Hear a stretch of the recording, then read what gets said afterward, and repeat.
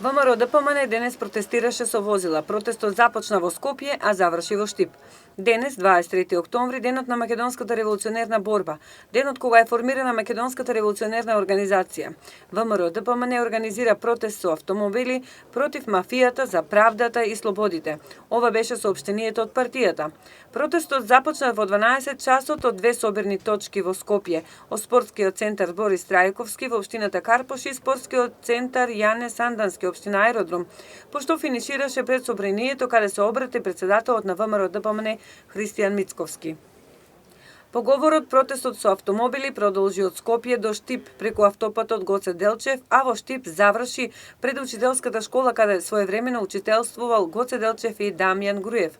Во Штип Мицковски истакна: Патувајќи наваму од соработниците дознав дека ниту еден првенец од владата, ниту еден представник од високото раководство на СДСМ кој што е платен од парите на граѓаните денеска не одвои неколку минути да положи цвеќе на спомениците кои што ги рефлектираат позициите на јунаците, дејците, на апостолите кои што животот го дадоа за македонскиот народ, за граѓаните на Македонија, за современата македонска држава. И тоа е за секаква осуда.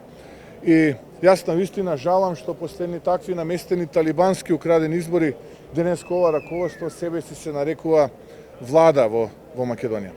Втората позиција која што сакам да ја кажам е токму овде во Штип и за Штип, бидејќи во минатото бевме навикнати на успеси, на проекти, нови фабрики, универзитети, луѓе кои што беа среќни, кои што беа задоволни од секојдневието. За жал денеска ние не можеме 4 години веќе да се пофалиме, дури не можеме ни да го одвоиме тоа што на времето беше изградено за Штип, да го зачуваме и тоа да го надградиме, а камоли па да зборуваме за нешто што е ново изградено, некој нов пат, некоја нова улица, некоја нова фабрика. Напротив, гледаме како фабриките се затвараат, луѓето се разочарани, а за жал се помалку има студенти, се помалку има штипјани во Штип.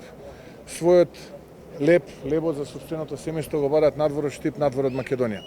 И третата, последна работа која што и порака која што сакам од овде, од Штип да ја пренесам, е фактот што ВМРО ДПМН на изминатите избори победи и на председателските избори во првиот и во вториот круг, така ќе биде и на следните предвремени градоначалнички избори кои што ќе се случат овдека во Штип.